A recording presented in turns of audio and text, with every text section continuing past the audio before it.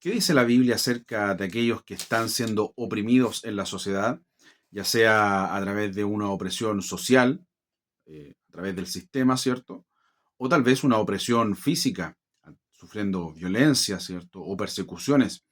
En el Antiguo Testamento existían cuatro palabras hebreas que a nuestro idioma, el español, se traduce como opresión.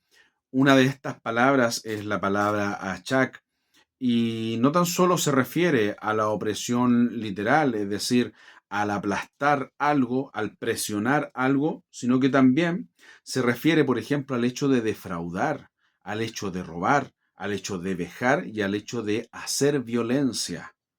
Todas esas cosas, ¿cierto? Significa la palabra achak. En el libro de Levíticos capítulo 19 versículos 13 aparece esta palabra como mandamiento diciendo lo siguiente: no oprimirás a tu prójimo ni le robarás, no retendrás el salario del jornalero en tu casa hasta la mañana. En esta versión, que es la versión Reina Valera 1960, no es mi favorita, pero sí es la más común dentro del pueblo evangélico. Aquí aparece un punto en este versículo bíblico que dice: no oprimirás a tu prójimo ni le robarás, punto, no retendrás el salario del jornalero en tu casa. Ese punto nos hace creer, ¿cierto?, que el hecho de no oprimir no tiene nada que ver con el hecho de no pagar un sueldo. Pero resulta que en el hebreo original, ¿cierto?, en el texto original, este punto no aparece. No aparecen ni estos puntos ni estas comas. ¿Me explico? Sabemos, ¿cierto?, que al poner un punto, una coma, eso puede cambiar el sentido de la frase. Por lo tanto, el hecho de que le hayan puesto un punto aquí para separar las ideas, ¿cierto? Ya no voy a decir que es una mala intención, pero sí una mala traducción. Entonces el concepto de oprimir tiene que ver justamente con el robo, ¿cierto? Y el no pagar el sueldo. Es decir, robo dentro de este contexto es justamente no pagar el sueldo. El robo es el robo que se le hace al trabajador y esa es la opresión. ¿Me explico? Por eso aparecen estos tres conceptos juntos. Tal vez alguien pueda decir que es muy exagerado lo que estoy señalando. Sin embargo, todas estas ideas nuevamente se van repitiendo a través del Antiguo Testamento y también en el Nuevo Testamento. Si bien es cierto, en el Nuevo Testamento no aparece la palabra hebrea chak, pero sí aparecen todos estos conceptos, todas estas ideas, es decir, el oprimir, el robarle a los pobres, el no pagarle los sueldos, ¿cierto? Y el reprimirlos violentamente, también son conceptos que sí aparecen en el Nuevo Testamento. Como siempre yo me pregunto, ¿cierto? ¿Por qué no predican este tipo de cosas en las iglesias? Bueno, ese no es mi problema, ¿cierto? Para eso justamente está este canal, para dar a conocer todos estos pasajes bíblicos que por alguna extraña, o como lo digo yo, por alguna razón política, obviamente no los predican. El libro de Deuteronomio, capítulo 24, versículo 14, nuevamente aparece el mismo mandamiento diciendo: no oprimirás al jornalero pobre y menesteroso. Es decir, está hablando aquí de una opresión directa al trabajador, al jornalero pobre y menesteroso, ya sea de tus hermanos o de los que habitan en tu tierra dentro de tus ciudades. Y no se pondrá, en el día le darás su jornal, es decir, la opresión confirma lo que hemos estado diciendo, que la opresión es justamente el hecho de no pagar el sueldo. Por eso aquí dice: no oprimirás, es decir, le pagarás el sueldo. En el día le darás su jornal y no se pondrá el sol sin dárselo, pues es pobre. Y con él sustenta su vida para que no clame contra ti a Jehová y sea antipecado. Esto lo vimos en el video anterior, que esto vuelve a rebotar en el Nuevo Testamento, específicamente esto, es decir, el hecho de no recibir un sueldo y yo clamar a Dios, ¿cierto? Y Dios justamente ejecuta su sentencia. Esto ocurre en el Nuevo Testamento. Este es uno de los mandamientos que pasan al nuevo pacto, no de manera explícita, pero sí de manera indirecta a través de el amor al prójimo. Amarás a tu prójimo como a ti mismo. Es un mandamiento del nuevo pacto y eso lo dijo Jesús.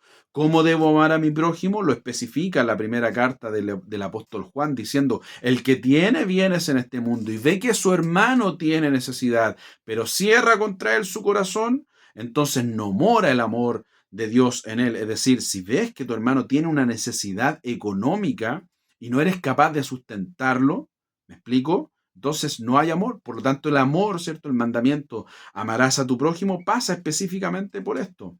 ¿Me explico? Y esto es justamente lo mismo que dice acá, es decir, le darás en el día su jornal porque es pobre y con él sustenta su vida, es decir, tiene una necesidad. ¿Me explico?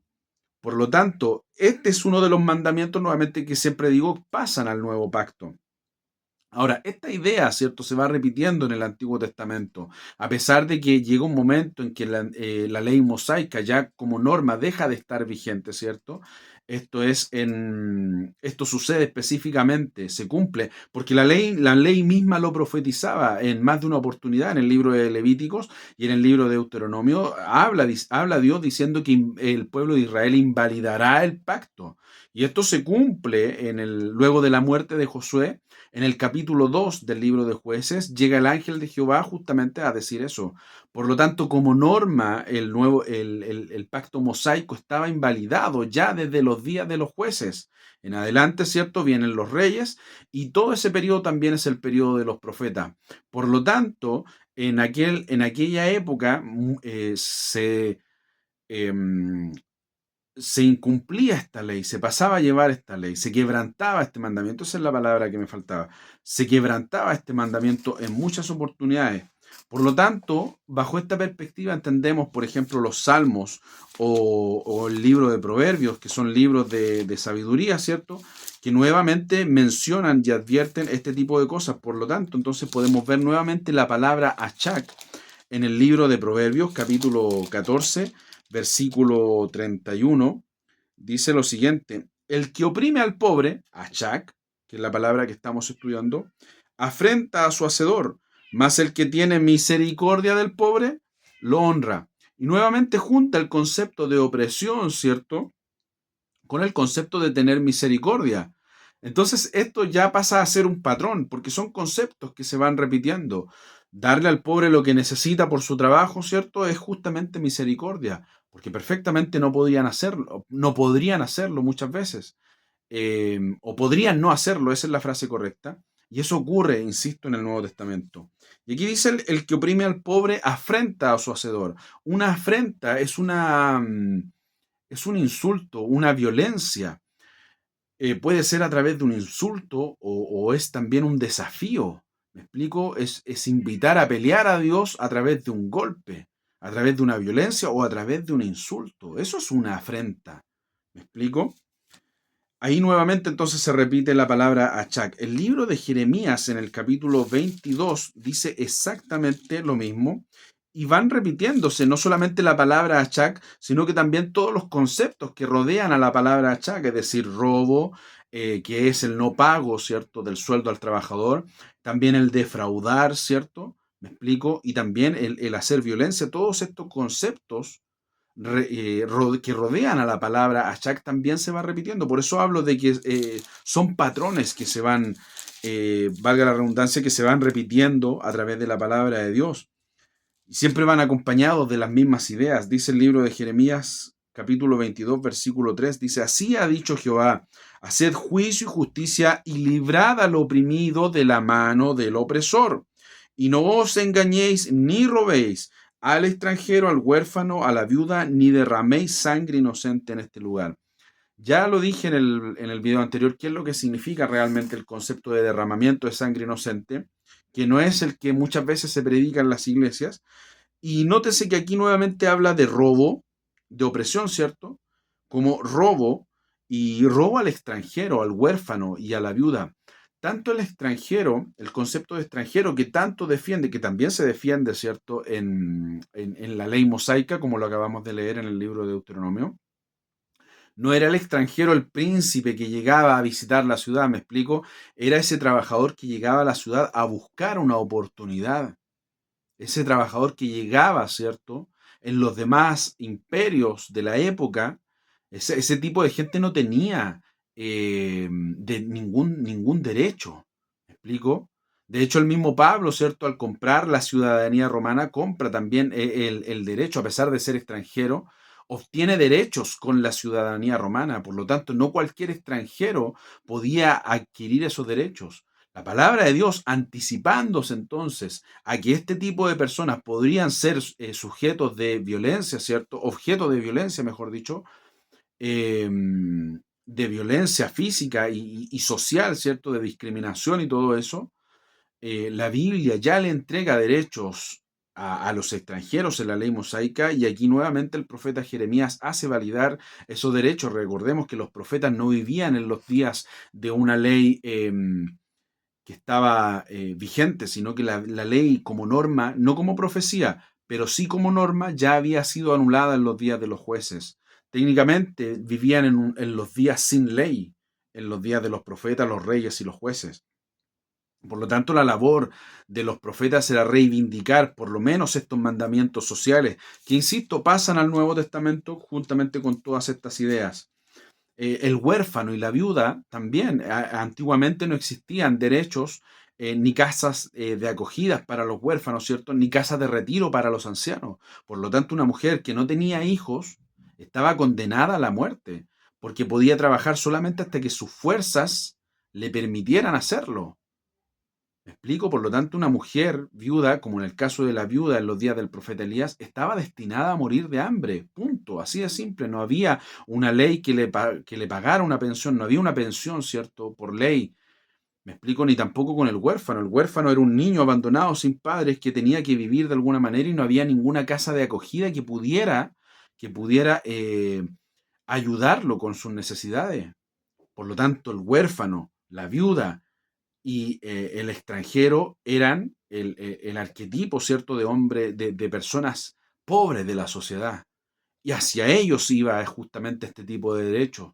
Por lo tanto, había no tan solo que pagarles el sueldo, sino también no robarles y no violentarlos, no abusar de ellos. ¿Me explico? Ese tipo de cosas son las que explica la palabra de Dios desde la ley, pasando por los libros de sabiduría, hasta los libros de los profetas en el Antiguo Testamento. Y ahí aparecía esa palabra opresiones que menciona el profeta Jeremías, era la palabra achak. Esta palabra también obviamente aparece en el libro del profeta Ezequiel, la palabra achak, que también se traduce, ¿cierto?, como opresión. En el capítulo 22 del libro de Ezequiel, versículo 29, específicamente dice así: el pueblo de la tierra usaba de opresión y cometía robo, al afligido y al menesteroso hacía violencia, y al extranjero oprimía sin derecho. Dos veces aparece la palabra opresión. El pueblo de la tierra, ese pueblo de la tierra que está acusando, ¿cierto? El profeta Ezequiel era el pueblo de Israel. A ellos les está dando este mensaje. El pueblo de Dios, ¿cierto? Cometía robo, no pagaba los sueldos, oprimía a los pobres. ¿Me explico? Y al extranjero oprimía sin derecho. Por supuesto, no tenían derecho a hacerlo, no tenían derecho a hacerlo. Si la palabra de Dios condenaba a quienes los hicieran, por lo tanto, oprimir violentamente a los extranjeros, al pobre, al menesteroso. Aquí menesteroso viene de la palabra hebrea evión. Y evión, más que menesteroso, es un indigente. Alguien que no tiene los recursos económicos ni tampoco, y que está solo en la sociedad, que tampoco tiene familia. ¿Me explico? Es literalmente un indigente. Eso es lo que aquí se traduce como menesteroso. Esa es la palabra evión. ¿Me explico? Y aquí aparece la palabra entonces, oprimían sin derecho, es decir, no existía un derecho que justificara, ¿cierto?, las acciones o que permitiera las acciones violentas o de opresión contra los pobres. Y eso básicamente afecta a los ricos de la sociedad en la palabra de Dios. Es decir, la palabra de Dios, podemos decir literalmente, no existen los derechos de los ricos, no existen los derechos de los ricos. Y cuando los ricos intentaron hacer sus propios derechos, esto es en el libro de Isaías, capítulo 10, versículos 1 y 2, esa acción de inventar leyes para quitarle el derecho a los demás, a los pobres específicamente, porque de eso se trata el libro de Isaías en el capítulo 10, versículo 1 y 2, de eso está hablando, de quitarle los derechos a los pobres, de hacer leyes para quitarle el derecho a los pobres. Eso es condenado justamente por el profeta, que era la voz de Dios, lo mismo que el profeta Ezequiel acá. Entonces se va repitiendo la palabra Achak y con ella, con esta palabra, se van repitiendo las mismas acciones. Opresión contra los pobres, robo contra los pobres, no pagarles el sueldo, opresión contra los más pobres de la sociedad, opresión violenta, a eso me refiero, violencia contra los pobres. Se van repitiendo todos estos conceptos que van rodeando a la palabra Achak, se van repitiendo una y otra vez en la Biblia. El último profeta que veremos nuevamente es el profeta Zacarías. En el capítulo 7 del libro de Zacarías, de los versículos 8 al 10, dice lo siguiente. Y vino palabra de Jehová a Zacarías diciendo, así habló Jehová de los ejércitos diciendo, juzgad conforme a la verdad y haced misericordia y piedad cada uno con su hermano. Lo mismo que hablaba, ¿cierto? El apóstol Juan termina hablando en su primera carta. El que tiene bienes en este mundo y ve que su hermano tiene necesidad, pero prefiere no darle, no sustentar esa necesidad, o sea, no mora el amor de Dios en él. Ese mismo concepto viene, ya estaba en el Antiguo Testamento, se va repitiendo. No oprimáis a la viuda, al huérfano, al extranjero, ni al pobre, ni ninguno piense mal en su corazón contra su hermano. Nuevamente se van repitiendo los mismos conceptos, las mismas palabras. No oprimas al pobre, no oprimas al huérfano, ni a la viuda, ni al extranjero. ¿Me explico? Haz misericordia con aquel que tiene necesidad. Se van cumpliendo todos estos patrones. Por eso yo hablo de un patrón bíblico. Son estructuras, ¿cierto? De mensajes, de pequeños mensajes que se van repitiendo una y otra vez. Es un patrón que se va repitiendo a través de las escrituras, lo cual confirma, ¿cierto?, que estos conceptos, a pesar de que hoy día estamos en el nuevo pacto, este concepto no ha cambiado. Porque Jesús lo dijo justamente, ama a tu prójimo como a ti mismo, y Juan lo dice, ¿cómo debo amar al prójimo? ¿Me explico? Se me quedaba en el tintero un profeta que es el profeta Oseas, que es un profeta que también profetiza el nuevo pacto. Oseas capítulo 12, versículos 6 y 7 dice lo siguiente. Tú pues, vuélvete a Dios, guarda misericordia y juicio, y en tu Dios confía siempre. Mercader que tiene en su mano peso falso, amador de opresión. Bien, este concepto de peso falso, mercader, le está hablando a los comerciantes, a los que hacen negocios. Mercader que tiene en su mano peso falso. Resulta que antiguamente, ¿cierto? Se medían los cereales, por ejemplo, los víveres, se pesaban, ¿cierto? En una balanza. En una parte, en un plato de la balanza, ¿cierto? Se ponía los granos, los víveres, y en la otra parte, en el otro plato, se ponía el peso. Entonces, por fuera, por decirlo de alguna manera, no era así literal lo que voy a decir, pero a esto se refería. Si por fuera el peso que ponían en este lado decía 1 kilo, en el fondo no pesaba 1 kilo, en el fondo pesaba 900 gramos, 800 gramos. Pero por fuera decía 1 kilo, por lo tanto, ellos le decían a la gente, mira, aquí hay 1 kilo de arroz. ¿Me explico? Porque te estoy vendiendo 1 kilo, ahí afuera dice 1 kilo, pero en el fondo no pesaba 1 kilo. Eso es un peso falso. Eso, obviamente, siempre iba en desmedro de los pobres. Los pobres pagaban 1 kilo pensando que estaban comprando 1 kilo al precio de 1 kilo, en este caso, por ejemplo, de cebada o de arroz, por ejemplo, o de trigo, ¿cierto? Pero se estaban llevando menos. Entonces, la manipulación de precios siempre perjudica al pobre. Y eso es un concepto económico que a lo mejor puede, insisto, parecer exagerado aquí ahora, pero resulta que esta idea de la manipulación de precios ya estaba prohibida también en la Biblia. ¿Tiene que ver con la economía? La Biblia habla de economía, de conceptos económicos, por supuesto, por supuesto. ¿Me explico? Y lamentablemente esos conceptos económicos, esos mandamientos que tienen que ver con la economía, esos mensajes proféticos que tienen que ver con el ámbito socioeconómico, no son los que a mucha gente de derecha les gustaría escuchar, lamentablemente. Por eso estaba prohibido el hecho de manipular los precios. Hoy día no tan solo se manipulan los precios, ¿cierto?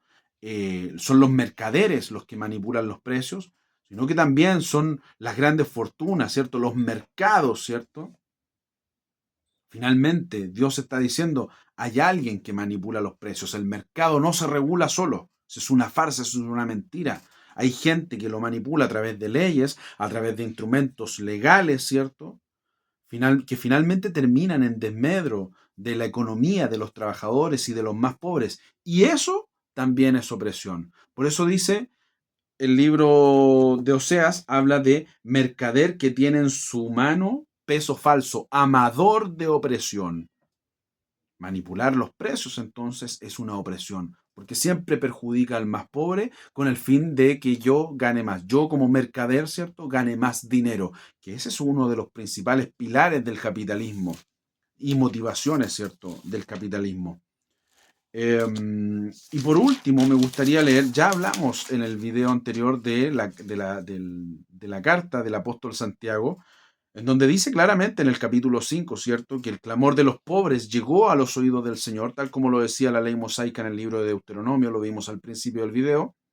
El clamor de los pobres llegó a Dios porque no les pagaban el sueldo de los trabajadores. Y más encima, los mataban sin que siquiera los pobres hicieran resistencia. Es decir, los pobres ni siquiera se organizaban para hacer una resistencia, una protesta, ¿cierto? Un levantamiento contra los patrones por no haberles pagado el sueldo. Ni siquiera hacían resistencia, dice. Y aún así los mataban. Y eso lo denuncia el apóstol Santiago en el capítulo 5. Pero hoy día me quiero detener, eso ya lo vimos en el video anterior, hoy día me quiero detener en el Evangelio de Lucas porque hay un mensaje que lanza Juan el Bautista, ¿cierto? Que lanza, digo yo, eh, que les dice Juan el Bautista a todos aquellos que venían a bautizarse, especialmente a los ricos. Insisto, esto no lo digo yo, es Juan el Bautista el que lo señala. ¿Por qué digo esto? Muchas veces vemos que la imagen de Juan el Bautista siempre es arrepiéntete, que el reino de Dios se ha acercado, pero nunca se pone atención a lo que realmente Juan el Bautista quiere decir como arrepentimiento. Es decir, no solamente echarte al agua, ¿cierto? Mojarte en el agua y salir, ¿cierto? Todo mojado. Eso no era arrepentimiento. Cuando a Juan le preguntan cómo debemos arrepentirnos, fíjense, escuchen lo que dice Juan con respecto a la manera real de arrepentimiento, a lo que realmente significa arrepentimiento. Lucas capítulo 3, versículo 10 en adelante dice lo siguiente: y la gente le preguntaba entonces diciendo, ¿qué haremos? ¿Qué haremos para arrepentirnos, cierto? Y respondió, aquí responde Juan el Bautista diciendo, el que tiene 2 túnicas, que regale una. Y el que tiene que comer, que haga lo mismo. Exactamente lo que decían los profetas. Hagan misericordia. El profeta Ezequiel, hagan misericordia. El profeta Zacarías, hagan misericordia. Lo mismo que dice Juan en su primera carta, capítulo 3. El que tiene bienes en este mundo, ¿cierto? Haga misericordia. Eso es el amor de Dios. Se exige tanto en el Nuevo Testamento como en el Antiguo Testamento. Esto es arrepentimiento. Esto es lo que le dice Juan. Esto es arrepentimiento. Hacer misericordia. Vinieron también unos publicanos para ser bautizados y le dijeron, maestro, ¿qué haremos? Él les dijo, no exijáis más de lo que está ordenado. Me explico, el publicano era el hombre, ¿cierto?, que representaba el imperio y que cobraba impuestos. Y el pecado no estaba en cobrar impuestos, porque a muchos les molesta que se les cobre impuestos a la sociedad, porque creen en la antibíblica idea del libre mercado. El pecado no era ese. De hecho, a Jesús le preguntan, Jesús, ¿debemos pagar impuestos? Y Jesús toma una moneda y dice, ¿quién está en la moneda? ¿Quién está en esta moneda? ¿De quién es la imagen del César? Entonces denle a César lo que es de César y a Dios lo que es de Dios. Es decir, no está prohibido pagar impuestos, es una ordenanza pagar impuestos. Lo dijo Jesús. ¿Me explico? Por eso el pecado no está en pagar impuestos, sino que en el hecho de que cobraban más de lo que estaba ordenado. Ese era el pecado, tal como lo decía el profeta Oseas, ¿cierto? Que falsificaban para obtener ganancias, falsificaban el peso. Aquí ocurría lo mismo, pero cobraban más. Y el último mensaje que le dice Juan el Bautista, dice, y también le preguntaron unos soldados, hombres de armas, los hombres del ejército, diciendo, ¿y nosotros qué haremos? Y él les dijo, no hagáis extorsión a nadie, es decir, violencia, ni calumniéis, y contentaos con vuestro salario. Me río porque aquí en Chile, ¿cierto?, han habido casos, escándalos de corrupción, tanto en la fuerza policial, en Carabineros, en más de una oportunidad, que le roban, ¿cierto?, la plata al Estado, porque no están conformes con su sueldo. Los directores, ¿cierto?, las cabezas de estas organizaciones, de las Fuerzas Armadas, del Ejército de Chile, etcétera, han salido en escándalos de corrupción porque se han robado la plata del Estado justamente porque no están conformes con su salario. ¿Te imaginas hoy día a Juan el Bautista predicándole esto a la gente de las Fuerzas Armadas? Conténtense con su salario y no extorsionen. Extorsión, ¿cierto? Justamente era la que hacían, la violencia que hacían cuando iban a cobrar impuestos. Es decir, le robaban de manera violenta, asaltaban a la gente para cobrar el impuesto, ¿cierto? Y no se contentaban con su salario. Y eso es exactamente lo que hoy día sucede en Chile. En Chile, insisto, hemos tenido casos escandalosos de corrupción, en donde vemos a la fuerza policial, al ejército, a la fuerza aérea, a la armada, ¿cierto? Siendo partícipes de tremendos robos, miles de millones que han robado al Estado. ¿Por qué no estaban contentos con su sueldo? ¿Me explico? Hasta aquí entonces el mensaje. Ese es el concepto, como lo vimos entonces, de la palabra achak. A todo eso se refiere, todo eso es opresión. Como lo vemos, no solamente tiene que ver con la misericordia o con la falta de misericordia, sino que también pasa por lo económico y por lo social. Bien, nos vemos entonces en un próximo episodio. Mi nombre es Ismael Vidal y esto es El Canuto Compañero. Bendiciones.